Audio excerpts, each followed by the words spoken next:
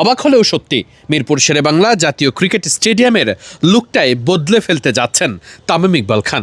সব শেড সরিয়ে ফাঁকা গ্যালারি সহ পুরো স্টেডিয়ামের ওপরেই বসতে যাচ্ছে অত্যাধুনিক ডিজাইনের নতুন শেড কাঠামো। এর পাশাপাশি নতুন টিম বাস আমদানির পাশাপাশি দর্শকদের জন্য থাকছে ভিআইপি টয়লেট আর ওয়াশরুমের ব্যবস্থা।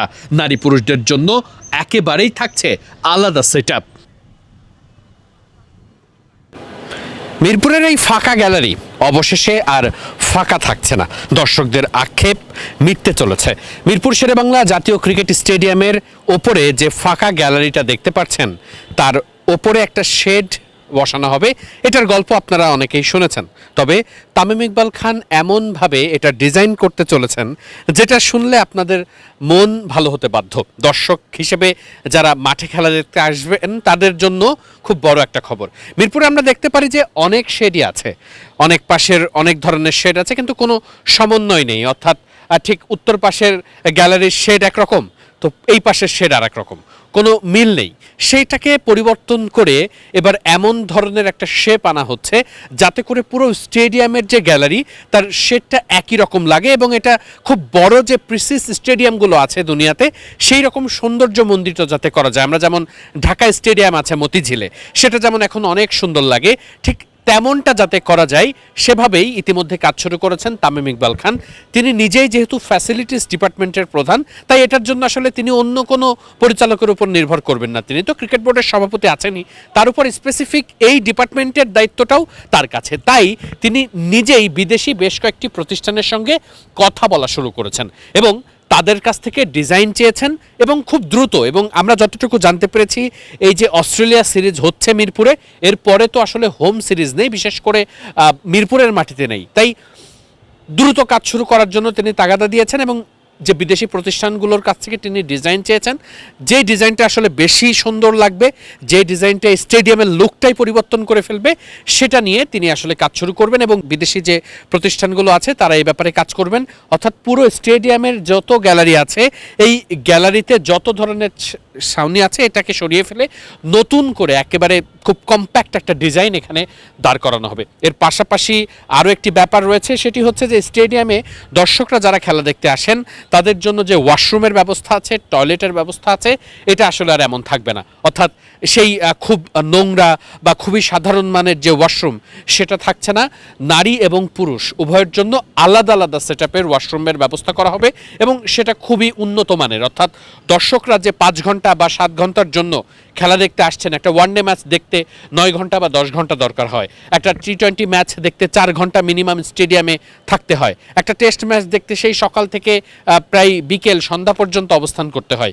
এত লম্বা সময় একটা দর্শক যখন মাঠে আসেন, তাদের টয়লেট বা ওয়াশরুমে যাতে কোনো ধরনের সমস্যা না হয়, খুব পরিষ্কার পরিচ্ছন্ন ভালো ব্যবস্থাপনা থাকে, সেটা নিশ্চিত করার জন্য এই গ্যালারির যে টয়লেট বা ওয়াশরুমগুলো আছে সেগুলোকে নতুন করে ঢেলে সাজানো হবে বা মেনটেন করা হবে, ঠিকঠাক করা হবে। এর পাশাপাশি আমরা জানি যে টিম বাসের যে ব্যাপার রয়েছে, আমরা এর আগেই শুনেছিলাম যে টিম বাস আর ভাড়া করা হবে না। আমরা সবসময় দেখি যে শ্যামলী বাস বা অন্য যে কোনো কোম্পানির বাসগুলো ক্রিকেট দলের ক্রিকেটারদের তাদেরকে স্টেডিয়াম চত্বরে নিয়ে আসে, সেটা কিন্তু আর হবে না। এখন থেকে নিজস্ব ব্যবস্থাপনায় ক্রিকেটারদের যাতে আনা যায় নিজেদের বাসে, এবং সেখানে বাংলাদেশ ক্রিকেটের ব্র্যান্ডিং থাকবে, ডিজাইন থাকবে, নিজেদের মার্কেটিংটা করা যাবে, সেটার জন্য টিম বাস কেনার জন্য যে ব্যবস্থাপনা, সেটা তামিম ইকবাল নিতে বলেছেন। এক্ষেত্রে অবশ্যই জেনে রাখা ভালো, টিম বাস যেটা আনা হবে সেটা কিন্তু বেশ উন্নত মানের। সাধারণত বাংলাদেশে তো আর বাস আসলে তৈরি হয় না, এগুলো আনতে হয় বিদেশ থেকে। তাই যতটুকু সময় লাগবে আর কি বিদেশ থেকে আমদানি করা বা এই জাতীয় সংক্রান্ত কাজের ক্ষেত্রে। আমার ঠিক এই পাশে আমরা দেখতে পাচ্ছি যে ক্রিকেটারদের ড্রেসিং রুম আছে। এই ড্রেসিং রুমেও বেশ কিছু পরিবর্তন আনা হচ্ছে, কারণ এই ড্রেসিং রুমের যে ভিউ পয়েন্ট, ড্রেসিং রুমের যে লুকিং এরিয়া, সেখান থেকে কিন্তু মাঠের খেলা দেখা খুব কঠিন হয়। অর্থাৎ যারা ক্রিকেটার তাদের জন্য কিন্তু এই খেলাটা দেখা খুব কঠিন হয়। তাই তাদের এই ভিউ এরিয়া ডেভেলপমেন্ট নিয়ে কাজ শুরু হবে। অর্থাৎ ড্রেসিং রুমের ডাইনিং ব্যবস্থাপনা থেকে শুরু করে ড্রেসিং রুমের সাজসজ্জা। আমরা জানি সেই 2011 সালের বিশ্বকাপের কথা নিশ্চয়ই আপনাদের মনে আছে, এখন থেকে প্রায় 15 বছর আগের কথা। সেই সময়টাই এই স্টেডিয়ামটা রেনোভেট করা হয়েছিল ওই বিশ্বকাপকে কেন্দ্র করে। ওই যে ডিজাইনগুলো দেখছেন, যে ড্রেসিং রুম ব্যবস্থাপনা সেগুলো সেই তখনই করা হয়েছিল, এরপরে আর নতুন করে এর কোনো আপডেট তেমনভাবে করা হয়নি। তাই এই ড্রেসিং রুমটাকে সেভাবে আপডেট করা হবে। আমরা জানি যে নিউজিল্যান্ড দল এই যে এখন অস্ট্রেলিয়া এসেছে তার আগে নিউজিল্যান্ড দল এসে গেছেন এবং সেখানে একটা অনাকাঙ্ক্ষিত ঘটনা ঘটেছিল চট্টগ্রামে, যে নিউজিল্যান্ড দল চট্টগ্রামে থাকা অবস্থায় তাদের ওয়াশরুম নিয়ে একটু সমস্যা হয়েছিল, যেটা আমরা অনেক পরে জানতে পেরেছি। সেটা যাতে আর না হয় এবং এটা খুব দ্রুত করা হচ্ছে, এমনকি বাংলাদেশ এবং অস্ট্রেলিয়া দল তারা যখন চট্টগ্রামে যাবে তারা সেটা রেডি পাবে এবং কোনো সমস্যা যাতে না থাকে।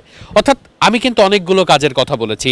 স্টেডিয়ামের গ্যালারিতে নতুন করে ক্যানোপি বসানো, মানে খুব নতুন ডিজাইনে যেটা দেখতে অন্যরকম লাগে এমন সেট আপ রেডি করার পাশাপাশি স্টেডিয়ামের যে ড্রেসিং রুম ক্রিকেটারদের সেটা রেনোভেট করা, দর্শকদের টয়লেট বা ওয়াশরুম ঠিক করার পাশাপাশি আমরা জানতে পেরেছি ক্রিকেট বোর্ড ক্রিকেটারদের জন্য যে টিম বাস সেটাও একেবারে নতুন ডিজাইনে, নতুন ব্র্যান্ডিংয়ে নিজস্ব বাস দেখা যাবে। কোনো শ্যামলী বা সোহাগ বা হানিফ কোনো মানে কোম্পানির ব্র্যান্ডিং আর থাকছে না।